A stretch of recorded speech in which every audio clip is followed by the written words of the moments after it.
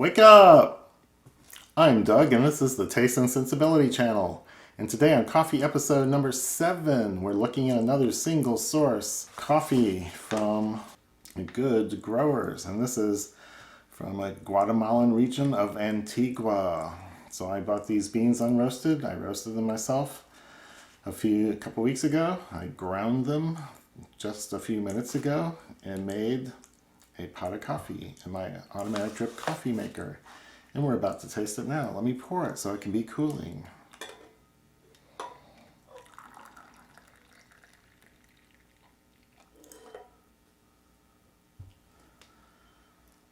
So that can be cooling off while I show you on a map where this came from and describe my procedure, which I haven't done in a while. But I want to remind you that I buy these coffees mostly from Smokin beans, but there will be other places. And then they're good for a couple years this way. This is a Ziploc bag with a plastic liner, really, paper on the outside. And I roast them and then I use them up within 2 or 3 weeks after roasting. So they're always fairly fresh when I'm tasting them. And this is what I do for my daily brew. I grind it right before I make it. I make it in an automatic drip coffee maker, which puts it into this thermal carafe. And then I run off to work with it, with my coffee in a travel mug and the rest of it here. And then I share it with people at work, and they go, "You don't need to put sugar in it. You don't need to put any cream in it. This tastes good all by itself. Even when it's cold, this tastes good." So I've been rinsing out the filters. I've been using filtered water, and we have a pretty good water supply here. Spring water comes out of the tap, and I filter it in the refrigerator. Filter just to take out the chlorine and those tastes.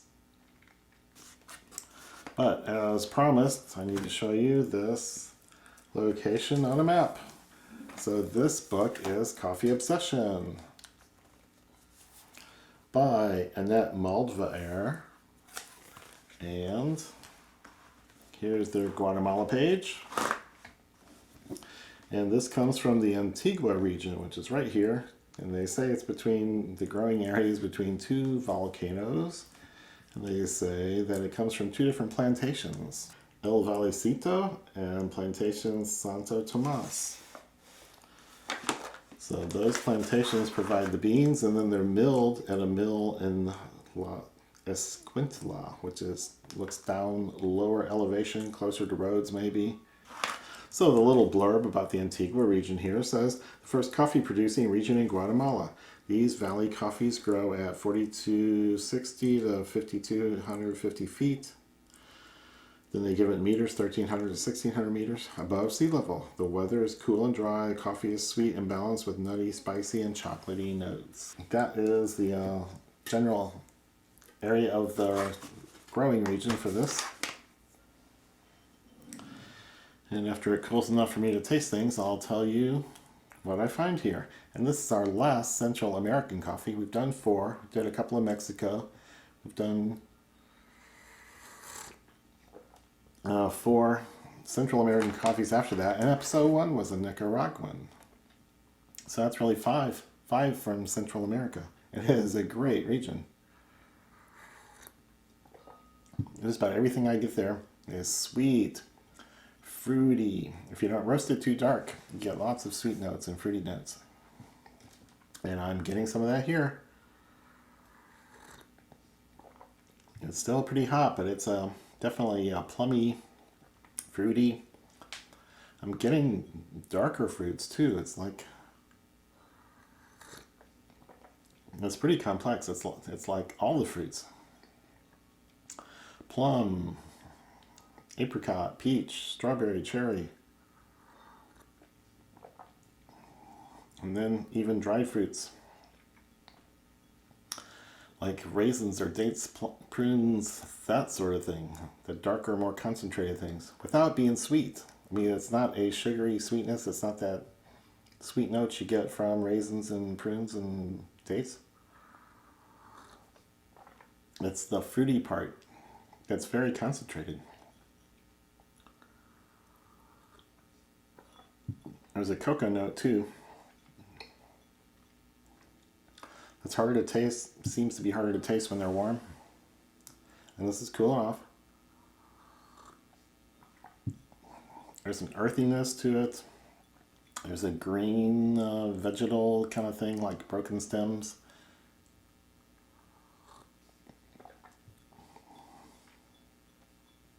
Oh wow, that's pretty complicated. That's complex.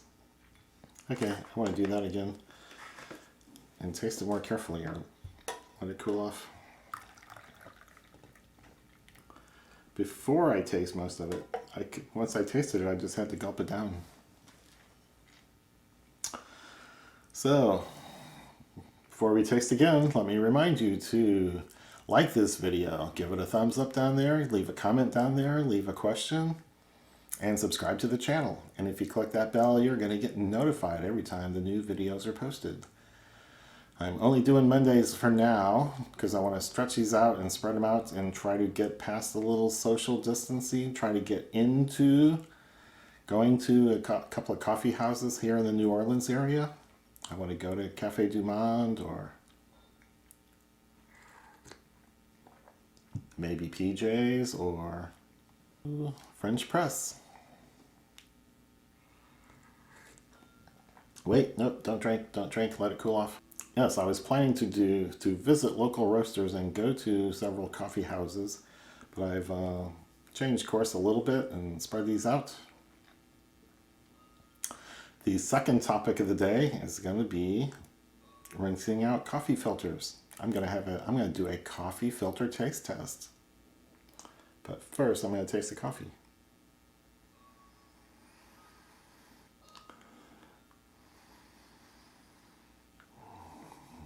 Rich, kind of chocolatey, earthy on the aroma.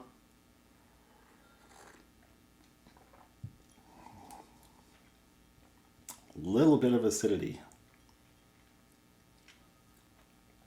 which is good. It's a little brighter the second cup I've had here, which seems to happen a lot. Maybe I drink it too fast. Maybe I drink it while it's hot and don't notice all this stuff. Okay, stop. So a cup of coffee can really give you 3 or 4 different regimes of flavors as it cools off.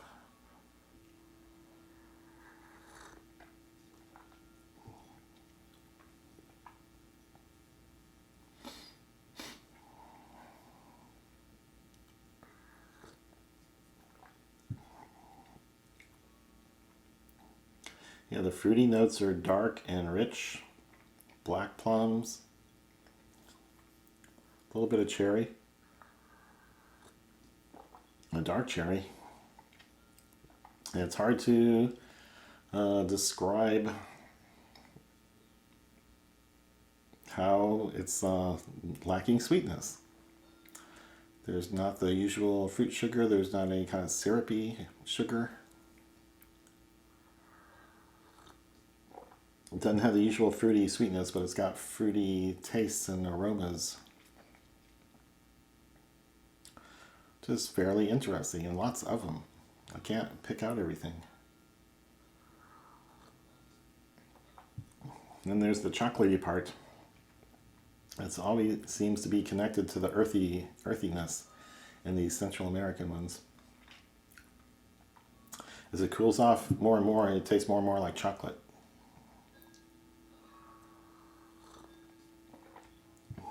Right now it's just, I would call it an earthy cocoa. So this is a really good coffee, maybe more complex than most of the Central American ones that I've had. I remember, oh man, 10, 15 years ago, I don't remember where we got it or bought it, but we would buy a roasted coffee, whole bean, from some supplier, and we just loved Guatemalan Antigua. And we would grind it and drink it and just go, wow, let's get that one again. And try some other one, and we'd say, let's go get Guatemalan Antigua again. So it could easily be a different grower, different plantation providing the beans, and even a different mill, maybe a different process for getting the plain beans, the seeds out of the cherries, out of the coffee cherries. But whatever it is, we kept going back to it. So just the name Guatemalan Antigua perks up my ear. So this coffee seems to be grown between 1,400 and 1,500 meters. And the varieties are Bourbon, Gatui, and Caturra. In the Ciudad Vieja, Antigua region, fully washed process, and the mill is Concepcion Esquintla. Esquintla? They messed up. They left out a letter. Smokin Beans is not good with their Spanish. They leave out letters and misspell things, and mostly leave out letters. But this is a good description on the label here. And one of the amazing things about it is this is in the wholesale group at Smokin Beans, which means this is $4 a pound. You can get a 5-pound bag. I don't know why I didn't. 5-pound bag for 20 bucks. So they don't have all the roasting time and equipment and expertise into the coffee. They just get the beans. They just import the beans from Central America. Sure, they do testing and tasting and put them in their own packaging, and it's only $4 a pound. So how can you beat that? This is better and cheaper than anything around me. And then I control the freshness, so I just can't get over how good I've got it with investing 20 minutes or 40 minutes a week into this coffee making exercise. Oh, there's some chocolate there. It's not bitter. It's a mild, it's not sweet, but it's not bitter like a lot of chocolate is, or chocolate notes. Wow, no bitterness anywhere in this coffee. That is so fun. This one's good. Okay. Now we do it with cream. I've had kind of the same response. Same transformation into this chocolatey caramel dessert. But here goes. We'll do a little more coffee. Oop, too much.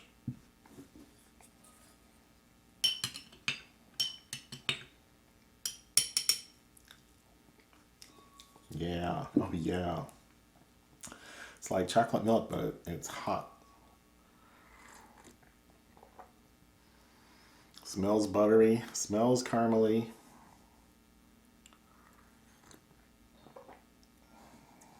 Tastes chocolatey. Wow. How can it change so much? So, half and half. And any of these Central American coffees is a great pairing. I don't drink it this way every day. But based on this taste, I might. Nope. I'm trying to cut back on fat. And not putting this fat into my coffee is one of the easiest ways I have. So I'm trying to do this once a week during videos. I'm certainly not going out to restaurants anymore and having coffee after. Wow, this is just a great taste. Can I remember any other notes besides caramely and chocolatey in coffees I've had with cream here on the videos? I get very little other stuff. If I'm really examining this one, there might be a nuttiness. An almond or a pecan. Pecan's a little sweeter. Yeah, it's more like an almond. It's more like an almond note. But it's not terribly complex. It's just simple, buttery, caramely, chocolatey, and a touch of almond. And I love it.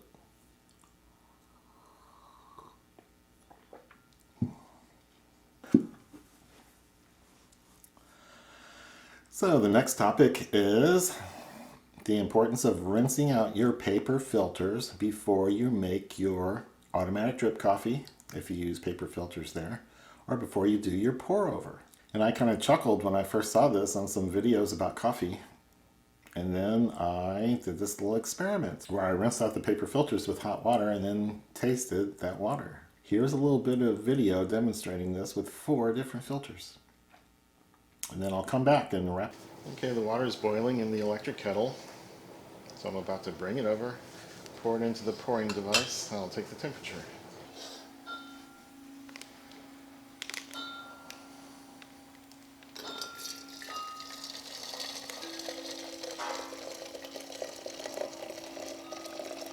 So I'm going to get 100 grams in each of the 4 cups, so I only need 400, so this will be more than enough water, I think. 201, okay. I think it's going to settle out before it gets to 205, so it's in the right range. Okay, I'm tired of you. Off you go. Now, first cup is some sort of Japanese filter. It came with a silicone pour-over filter. Okay, it is tiered.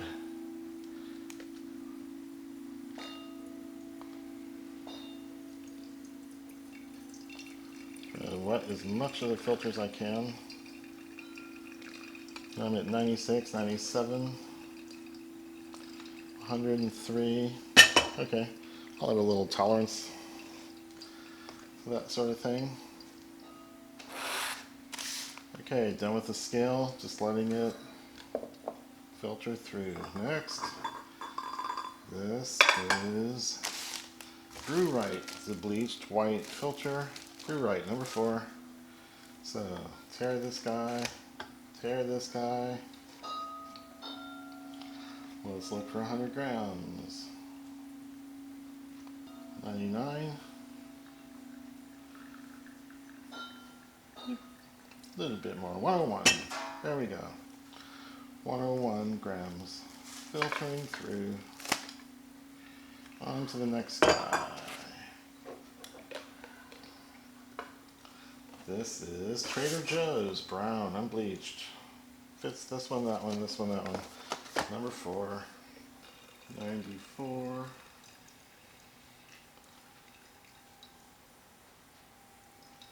101, 102. 102, 102 grams for Trader Joe's. And finally, I'm down at Chemex. I'll have to pour into a mug at the end, but shouldn't be that big of a deal. It's not really a different methodology. Here goes into the much bigger Chemex filter. So these are number 4's, regular cone, and this is a number 2. So this has less filter mass than these two, I'm sure. And this guy is way bigger. 91. Way more surface area, way more mass, but it's going right through. Okay, so we poured the water for all of them. Okay, I'll take these into the tasting room and let them cool off a little more. So here's the 4 filters I put in the test. A Japanese thing, it came with a silicone pour-over filter. This is Brew Right number 4. This is Trader Joe's brown, unbleached number 4 filter, and then this is Chemex brand. Natural squares. I had to pour it in a cup since it didn't filter into the cup. But these have been coming to room temperature since I did the pouring of the water at coffee brewing temperature. And then here's a control cup just of the water. So I'll do that first. Our water here in La Place, Louisiana is pretty good. It's from a spring. Gets treated with a little chlorine or chloramine, but it's pretty soft and not a lot of crud in it. Some people taste the chlorine compounds, chlorine generating compounds, other people don't. Like me, I don't pick it up, so I don't worry about it. But I can run it through the refrigerator filter too and take those out. So I'm not getting any kind of odor. It's still a little warm. Lukewarm. And no real taste.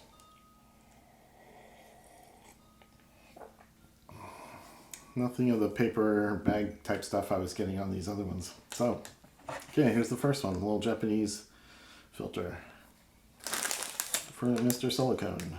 And I can't read anything on it except one website, Guatemala JP.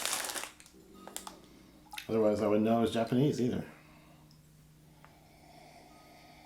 Cardboardy, wet cardboard. There's the smell. It's not good. Wet dog smell, maybe. Depends how clean the dog was before he got wet. And the barely warm water has a little bit of that paper taste. So it smells worse than it tastes. It's a very clean wet dog. And a papery taste from, who knows, Hanamasa. Next, we move on to the readily available U.S. company Brew Right. These apparently are bleached, since they're all nice and white. And on the nose, I don't really get anything. Very plain, very bland.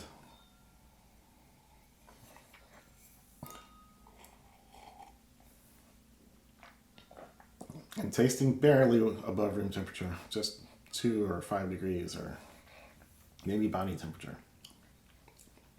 I'm not getting a lot.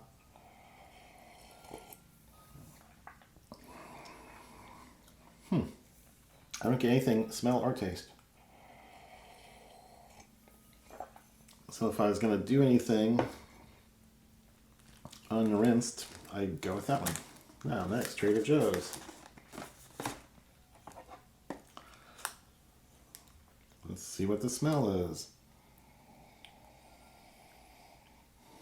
Maybe a hint of paper or cardboard.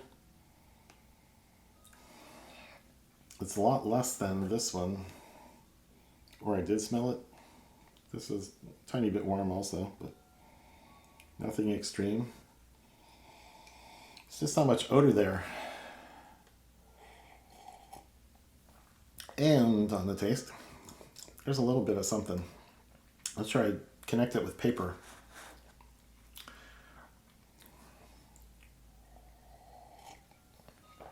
A little bit of an effect. Yeah, it's papery and cardboardy, but very faint.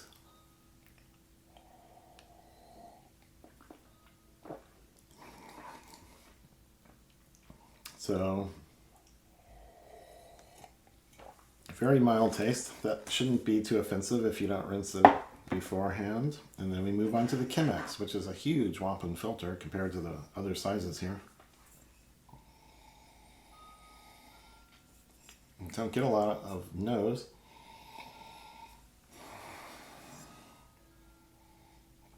But what there is faintly papery.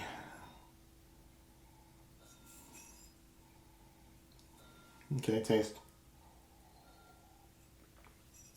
Oh, it's cooler than the rest because it cooled off in the Chemex, and it cooled off more when I poured it into this cup. That was at room temperature, so this is really room temperature. And there's a papery taste. It's not strong. It's not as strong as the first one, but it's stronger than the rest. The most flavor came out of the Japanese one. Second most flavor on the palate came out of Chemex. Then the next most on Trader Joe's. And then the bleached Brew Right had the least flavor on the palate. Let me go back to my control water. Still a little warm.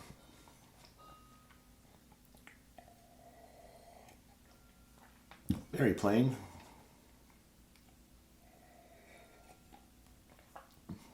Oh yeah, yeah. Cardboard and paper. Okay, so that's the character. So that's the first taste test. So I hope that little exercise was useful to you and interesting.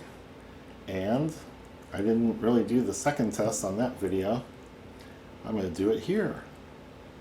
And the second test is to make sure that once you rinse out your filter carefully, that you really don't have any more of that paper taste. Can you still taste the paper, or is it nice and clean and it's going to make you a really nice cup of coffee?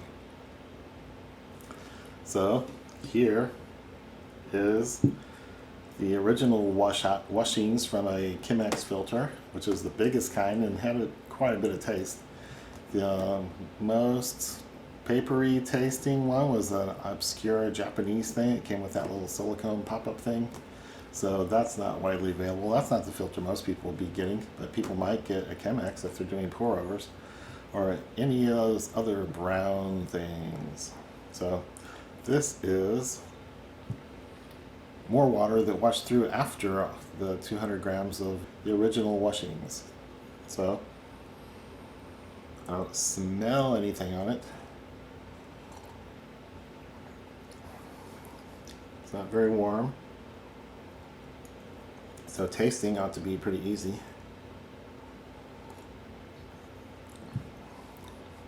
There's a tiny hint of a paper taste. Yeah, it's faint. It's pretty faint, but it's the paper taste. So I'm going to compare that to the original washings. Oh, that's like 10 times more, 20 times more. This is very faint. This is very obvious. And how to quantify that, I don't know. This is just a guess.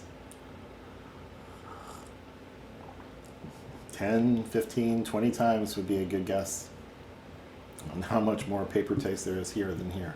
So when you do a couple of little washes of your paper filter before you make your coffee, you're getting almost all of it out, and there's very little taste remaining. Any kind of coffee or tea would cover up that taste, I think, or would hide it.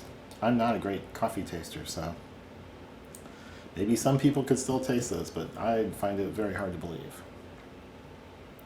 So that's all for the coffee filter taste. Let me remind you to like, comment, leave a question, subscribe to the channel, and click that bell to get notified when the new ones come out. And the next coffee review we're doing will not be on a single origin, but it'll be a trip to the grocery store to buy things off the shelf here in Louisiana. And the topic will be things that you add to coffee, like chicory or hazelnut or pecan. And those are on the grocery store shelf too. So the next time will just be a grocery store coffee extravaganza. So come back for that.